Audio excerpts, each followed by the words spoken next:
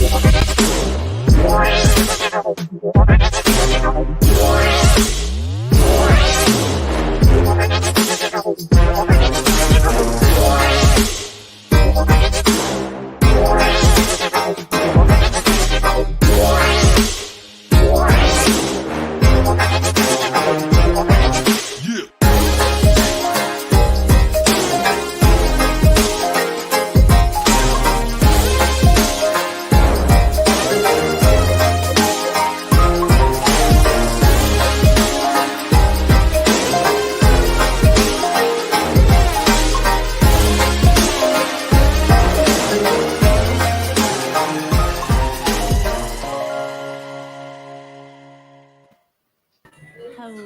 and welcome to the Real Estate Lab. We are your Austin area realtors helping answer your questions about home buying, selling, leasing in the Austin area. And today we are thrilled to be talking about home inspections. Do you need one? Why? What is it? So we have a special guest today, and we'll go around and introduce ourselves. I am Liberty Walker with Realty Austin, and here over to my the square over here. Go ahead, Ian. Hey everybody, I go by ianofAustin everywhere on the internet. Thank you for tuning in today. Excited to talk about inspections. I get that question a lot from everybody, every direction. Who's next? Where do we go? This way. Oh, diagonal. JJ Tolentino with the Next Level Property Group, full-time realtor in this great city of Austin.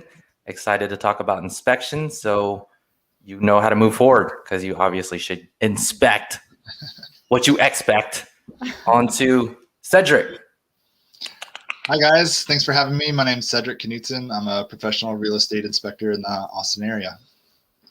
Thank you so much for being here with us. We have so many questions. Inspections can be a nerve-wracking time during a real estate transaction. Realtors are often weary about what's going to happen there. Is the deal going to go through? Are they going to be able to move forward? But we are, what's up, Sanjeev? We're here to hopefully ease that. He's regular, y'all. That insecurity around inspection. So what is an inspection? Ian, do you tell your clients to get an inspection? You say, no, you don't need one. That house is good. Okay, I'm going to say this. I'm going to say this is a big purchase, and I always recommend that you get an inspection unless you yourself have been an inspector or have been in construction or understand the industry. And even then, I'll go to Tiger Woods has a coach. I know that might not seem related, but he has a coach because sometimes other people can see things that he can't see. Mm-hmm. Right. So you can get an inspector to just have that, a third party inspector to just have that perspective for you. What about you, JJ? You know, the market's changing. I've seen contracts coming through that waive inspection and option period. Have you been seeing that? What do you tell your clients when they're trying to be competitive and still want to get an inspection? Yeah, on the buy side, when I'm representing buyers, I'm not a fan of that. And, essentially the buyer is the boss. They make the decisions, but I say, hey, I'm super uncomfortable with you not getting an inspection. So I always suggest it. Here's our inspectors. But on the list side, I love 0-day inspections. It's crazy. It's almost hard to believe that they do that, but it also works still. Do you get inspections for your listings? Pre-inspections. Do I do pre-inspections? Not particularly, unless there was I'd say there's like a special case I would do that for. Yeah, because even when someone does get a pre-inspection done on their listing, I tell my buyers an inspection is a snapshot in time. Okay, so last Thursday, that HVAC unit could have been blown cool, but today, 115-degree weather, not so much. So Cedric, you have been inspecting homes all over the place, and we're so what's been going on? What are you finding? How do we find you? and what do we tell our new home buyers? Yeah, you can find me online at austinspec.com. You can call that number and book there. That's probably the best way to find me would be there. Yeah, we do inspections all over the Austin area, as far out as Liberty Hill, Cedar Park, Pflugerville, and down south. We're kind of all over, even Smithville. Give us a call. There's likely, if you're within an hour of Austin, we'll likely do an inspection for you. Well, that's great. And Do inspections feel different in different places? Absolutely. Yeah. They're totally different north of the river versus south of the river. The further you get away, kind of comes down to who was building the house and how old it is. And that's really where you get the big differences, is how old the house is. That leads us to our first question that has dropped into our board. Sanjeev asked, how do new home inspections and resale inspections differ? What's the difference there? Good question. Yeah, that's a great question. In my opinion, they don't really differ that much. I'm required by the state to look at the exact same things, no matter when the house was built, even a brand new construction. So the big five are still being looked at: foundation, roof, electrical, HVAC, and plumbing. So to me, there's no difference. It's a house. I think I thought of one. If the new home hasn't had drywall installed yet, then you do an open wall inspection, and that gives you a look-see for maybe something you wouldn't be able to see in a resale home underneath the walls. Absolutely. Yeah, we can get into phased inspections a little bit, where the inspector will come out before the home is fully complete, fully dried in, and you're able to see what's inside the wall. Exactly. Yeah. Even foundation inspections, site inspections. So it's really up to you how many inspections and how deep you want to go into that house. Can you kind of guide us on pricing? Like, how do we buy an inspection? Like, and what's the price there? Is it a set fee? What are we getting for our money that we're giving you, Cedric?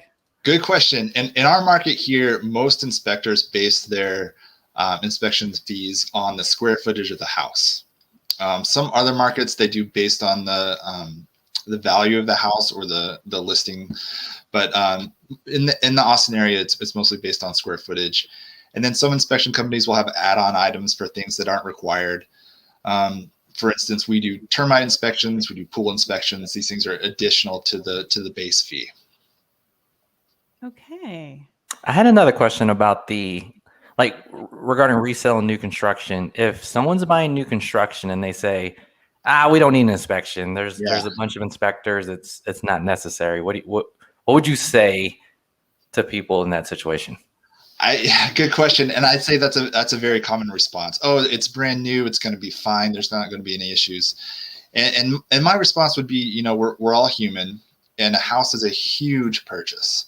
And there's a lot of different trades that are coming into that house, building the different, components of the house.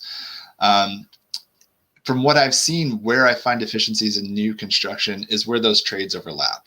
So where the plumber is putting holes through the studs and things like that. So I would recommend an inspection on a new construction home, because I can tell you stories of things that I found that are big ticket items on brand new construction. Ooh, like what? Tell us a story. Yeah. You don't have to name the builder. Okay. We can talk Please about don't that. name the builder. Yeah, right. I'd say recently I found a new construction home that had central HVAC unit, and using a thermal camera, I was able to see that they had missed cutting out a supply register in the home.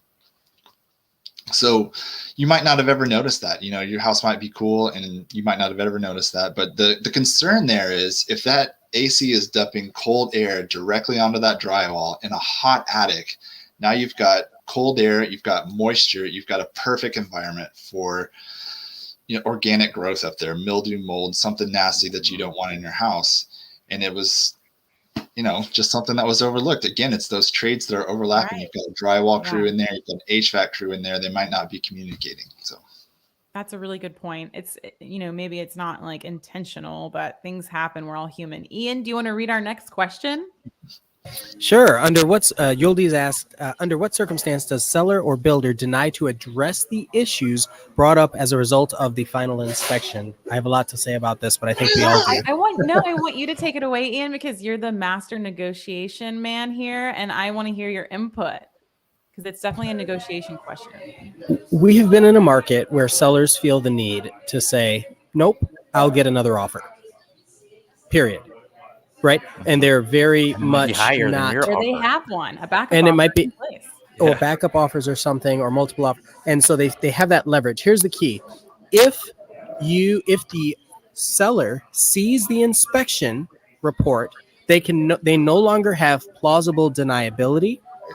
And if they see an inspection report, they have to disclose what's wrong with the house. And so that next set of offers will then be notified, and that may knock down their offer price. Some people may not care, especially when you're 50, 60, 70,000 over asking, but when you're in more of a balanced market, they absolutely care. They're going to say, okay, so wait, the foundation has a crack running through the middle of it. Okay, I don't know if I'm going to pay the same amount for that house anymore. And I'd say it never hurts to ask. Always ask. Absolutely. Why not? So the worst thing that they can say is no, and I hate hearing that. But sometimes it's a reality that happens. It hurts my heart. But I would say most sellers are and buyers, if they are big items, safety related items, or something like a roof, big ticket items, most people are willing to have that negotiation, is what I found. Right? Yeah, 'cause especially if it's a strong buyer. the ideology is it's going to carry over. Like the next inspector will see it.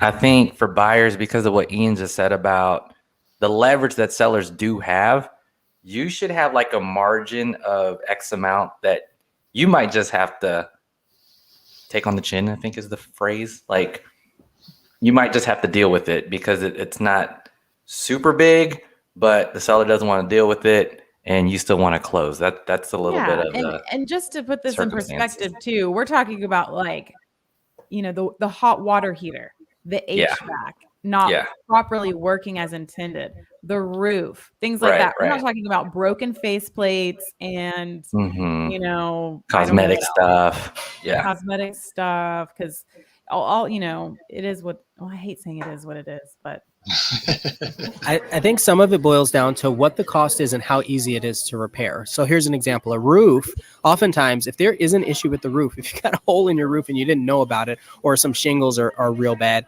then the homeowner, the seller, can submit a claim to their insurance company. And if there is adequate damage, then the insurance company will replace it. Of course, the seller is out the deductible. That's the negotiable point. But it makes sure that the buyer is now getting a brand new roof on the house. Yeah. It makes a lot of sense. And then you're handing it over. You don't have a lawsuit coming back later saying, oh, they didn't tell me the roof was bad, or they didn't tell me this. It wasn't on the seller's disclosure. So it really does help the seller too to repair the things that they can repair. that was all really good. Cedric, do you get pulled into some of this stuff? Like you're at the appointment with the buyer and they're like, what do we do about this particular repair? Right. Yeah, I have this. So I usually in that situation, I say I have this really weird job where I say, you have all these issues, but I can't tell you how to fix them. And I don't know how much this is going to cost. And I don't know who can do it. They ask you, they look you right in the eye and they're you're like, right there. You need to build it. You need to dig a trench, because honestly, right now, good luck finding a contractor to come out. I mean, sure, everything can be fixed, but guess what? It's going to cost money, and you're going to have to find somebody. And it's even hard for us too, because to recommend people who can help fix it. Because guys, are they booked or what? I can't find someone to dig a trench right now. Are they licensed? That's a big one. There are a lot of general contractors don't need a license here in the state of Texas, right? Yeah. And so you might have handymen that are out there and saying, oh yeah, I'll replace your water heater for you. Well, as a seller, you probably don't care because it's going to cost you less money. But as a buyer, you're going to be like, whoa, who just put that in? But you won't know because you asked the seller to change it for you. Right. You see what I mean? Yeah. But what Cedric can do, and what he has done, is he'll say in his report, he'll recommend work that needs to be fixed. So at least you do have that as a guide to go through and find people to do it, or an additional inspection, because Cedric, he is a licensed inspector, but he is not a licensed foundation expert or a plumber. So there's only so much that he can see. And sometimes he's seeing that there is an existing problem, but he might not know what that problem is. You have an example of that, Cedric? Like you saw some crazy foundation thing and you're like, okay, now Right. Yeah. And because my inspection is pretty much a surface level inspection, I'm doing visual inspections only. I don't have any specialized testing equipment. I'm not doing invasive testing.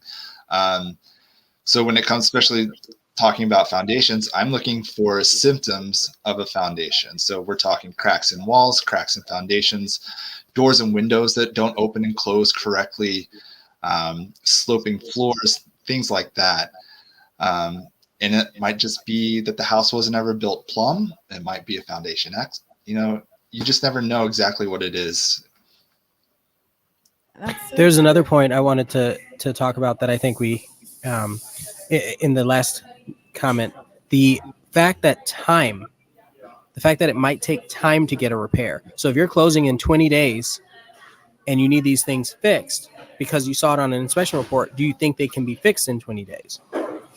Sorry, if I don't say it, I would have forgotten about it. I was thinking about writing it down. So that's point. It's a really big one, right? And so oftentimes when you're negotiating that, instead of getting the items fixed, you might actually ask for a credit off of either the sales price or some kind of seller credit for the home.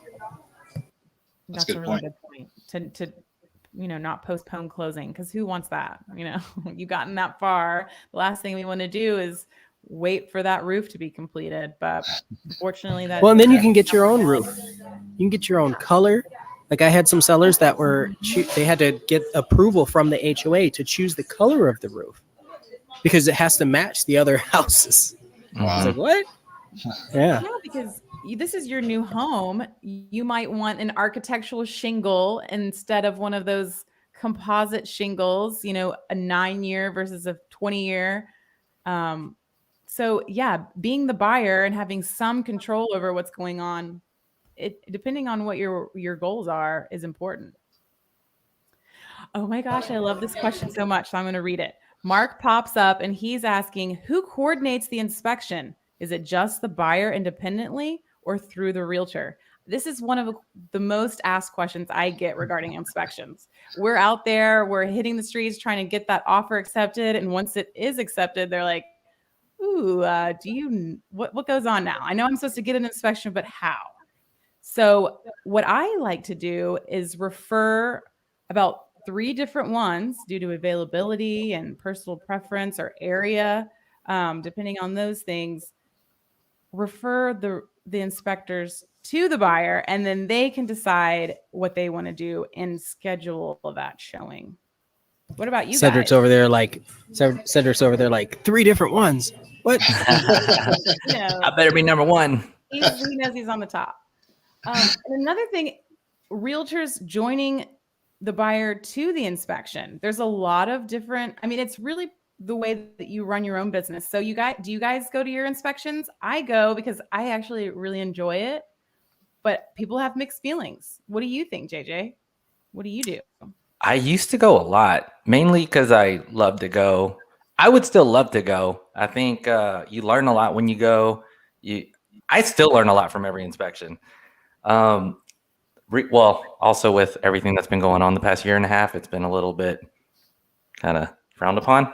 But I typically now just kind of get the report. I check in to see what's going on. I'm more there just ready to like Cedric, do we need to get the foundation specialist? Do we need to get an AC guy? Do we need a roofer? Do we need a contractor? Let's just start getting bids. Let's start Googling the water heater piece. I'm ready to start the write-up. I will do a visit if it's something that's like kind of crazy and we need to really look at it together. But I do encourage my buyers to go there with the inspector. I also know that, I don't know what's going on these days. It's like, are you allowing buyers to meet with you, Cedric, and you're like both under cabinets together and stuff? Or are you like, don't bother me at my inspection? Yeah, good question. Just real quick, I'm going to jump on to Mark's question. My client is the buyer. So in my opinion, the buyer should be scheduling the home inspection. I'm an independent third-party inspector. So my client is the buyer, in my opinion. As far as having clients at the inspection, I think that's a great thing to do. Because as an inspector, I'm going to create a report about the house, and it could be anywhere from 25, 30, 50, 60 pages long. And it's just like, here you go. Okay, now you get to figure out what's the big thing, versus having the client at the inspection We can do a quick walk around. I can point out the big ticket items. I get to ask questions about the buyer and figure out, okay, are you a first-time home buyer? Are you an investor? Have you bought a lot of property? You know, where are you in this process? And how can I be an educator for you to let you know what's going on in this house and not freak you out about this big 60-page report I just gave you. So in my opinion, I love having the client there. Personally, I like having them at the end of the inspection. So that gives me time to go through the house, form my opinion, look at all the systems, see how everything is interacting together, and then come to them at the end and answer questions. I have 2 inspections going on right now, one at a new build and one at a resale. And so I actually agree wholeheartedly with you, Cedric. I feel like the buyer is the client. I always like to coordinate that conversation, and I'll ask the buyer, hey, do you want one inspector? Do you want multiple? How do you like to work? And then I'll connect them with the inspector or inspectors. At that point, they pay, they get everything set up. So I have the inspection set up where people will show up. I have my clients show up toward the end of the inspection. Yeah. And then they'll do a video walkthrough with the inspector, especially since I have so many that are out of town, and then they can talk about whatever big ticket items are. And so that way everybody's kind of on the same page, and then we'll get the report a day later, or a few hours later. Right. Mm-hmm. Yeah, that's a really good point, because you don't want to be distracted, and you don't want someone, my first real estate deal, my buyer was very overzealous, and he brought his ladder and he wanted to go in himself and go in there. And I was just, we need a That's when I grab school. onto the side of the house. That's when I grab onto the side of the house, and I'll climb up on the roof myself and say, follow me. Because they won't do it. Nobody will do it. You'd be like, okay, you want to see what really can happen? And they won't do it. Yes. So we definitely want those licensed, qualified people doing their job. And then we, as realtors and buyers, coming in at the end and getting that recap. I think that's such a good point. So Cedric, has there ever been an instance when you've gone into a home and you just are like shocked and you're like, this house is not going to be good. Do not buy this house. Do you feel like that's your job, to tell people to buy a house or not to buy a house? Because I feel like they are always going to ask you, right?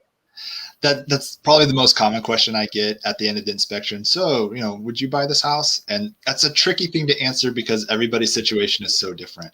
I've definitely walked into houses, to your question, and been overwhelmed, or say like in my mind thinking personally, I'd just turn around and walk away. I mean, just based on what I see right now. But, I have been in those situations, and then the client shows up and like, yeah, we know what it is. We just want to know everything that's wrong with it.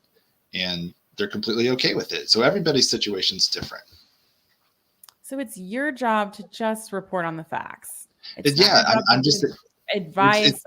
We all play these parts of the puzzle. Right. And your job is to provide facts, and maybe in a calm manner, as calm as you can be. Right. Yeah. It's just a data point. It's an overall view of the house, like you said, literally that day at that time. And it's an educational thing, hopefully, so that people will learn about the house and know more about it. And yeah, that's what it is. That's a really good point too, because often you'll point out how to work the sprinkler system, or, maybe give helpful homeowner tips like pouring vinegar or bleach down your AC line to make sure that that's clear, offering, tips on how often you need to get your HVAC serviced and things. So definitely, buyers, bring your notebooks and be ready to absorb that information, because first-time home buyers especially, or someone that maybe were living in a condo, they might not know all the things that go into maintenance and upkeep and keeping moisture out and things like that. We have 2 more. JJ, can you read Mark's question? Mr. Mark, thanks for always coming too and checking us out. When should the inspection be scheduled?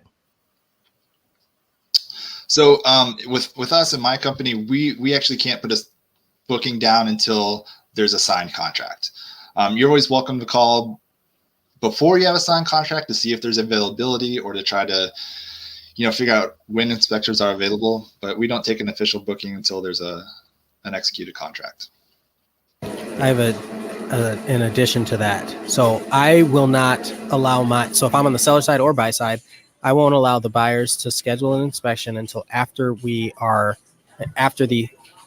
contract is executed with option and earnest money at the title company. I think that's really important. Really, really important. Because there are people that are like, they'll try to get an inspection in there without delivering their option money. And then they'll say, oh, I don't want it. And then they will never deliver their option money. It becomes a whole tiff. And to avoid all that, we wait for an executed contract. Yes. And if you guys have questions about option money or earnest money, there are several episodes where we have covered the steps to the home buying process. You can dive in and get some more valuable information on that too by following us or searching back on our previous videos. We have another comment from John, and he has popped up and said, I have had many friends say that many of the builders refuse to address many of the things on the inspection report because they passed the city inspections. Is this common here in Austin? I'm going to say it's common to reject a lot of things, but not everything. I actually have had multiple builders that were very adamant about repairing the things that showed up on the inspection report because of what they were. And I was like, oh, like here's an example. If there's a broken glass window because a bird flew into it, well, they're going to replace that. That has nothing to do with the city inspection. I mean, I guess it would show up as far as a deficiency, but yeah, inspector catches that. The builder was probably going to replace it anyway. So I haven't had much difficulty getting things fixed from the builder. For most builders, there are some that have been a little more difficult, personally. Yeah, I agree with Ian. They're fairly reasonable overall, especially more reputable builders that have been around for a minute. I would say that when the market's fast like this, there are a little bit more issues. There is more sloppiness, and it does flash through a lot faster in my experience. But for the most part, fairly reasonable. And I also think there's a different set of standards, right? Because there's like city standards for framing. Like this wall needs a retaining 4x4 there. But then when Cedric does his inspections, there's certain standards where he's like, there needs to be 2 of them. And then you're kind of just like learning different standards by the city, by the builder, by the inspector. And it's really for you to choose like who to fight on it. But the idea is you have a full understanding of what's worth like fighting for or like all that stuff. Because I've seen like roofers have something, an inspector has something, the builder has something, the city has a version of how this roof truss should go. And once you look at it all, it's like, okay, I kind of see there's different ways to build a house. There's not like it's not that black and white. I think that's one layer of answering that question too. What do you think, Cedric? I think that, in my opinion, builders tend to be most focused on the code. We're building to the minimum standards, which is the residential code, and that gets adopted by the municipality of wherever we're at, right? Whether it's the county or the city, they say, okay, we're going to follow these sets of codes. So generally the builder is like, well, it's built to this standard. As a real estate inspector in Texas, I follow a different set of standards that's set by the state of Texas. Now there's a lot of overlap between the code and what Texas asked me to inspect, but there are some discrepancies between the two.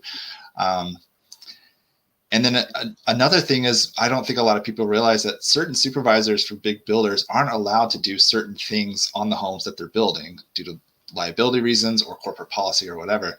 I've had supervisors say, oh, I'm really glad you're here. As a supervisor, I can't get on the roof of my own house that I'm building.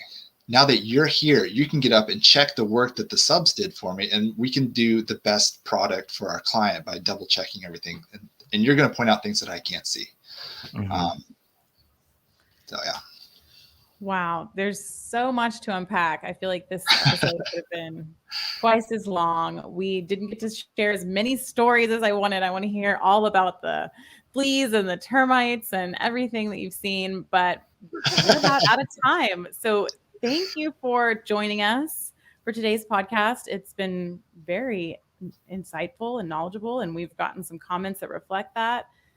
Cedric, you have one more question from Sanjeev, and we'll answer it before we go because he's one of our number one fans. Are you seeing more deficiencies in new builds because of the speed of the market and labor material shortages? And JJ touched on that a little bit, but what do you think, Cedric? That's a big question. I would say it's pretty consistent. I haven't seen more deficiencies based on speed, but definitely doing a lot more new construction inspections. They're just trying to get them out as fast as they can because people need houses. And we do need those houses. So, well, thanks everybody. And if you have any other questions or Friday beers from Mark. Mark, you're incredible. Man, That's so Mark, awesome. you are awesome. Thank you so much. We'll make sure that Cedric gets his 6-pack for joining us. How do you know he doesn't have a 6-pack? I'm just messing with you. Prove it. I'm kidding. Let's see it. Well, you guys. No, not on YouTube. Have a good Friday, and see you next Friday on the Real Estate Lab. Thank you, guys. Bye, everybody. Thanks for tuning in, y'all. Good luck out there.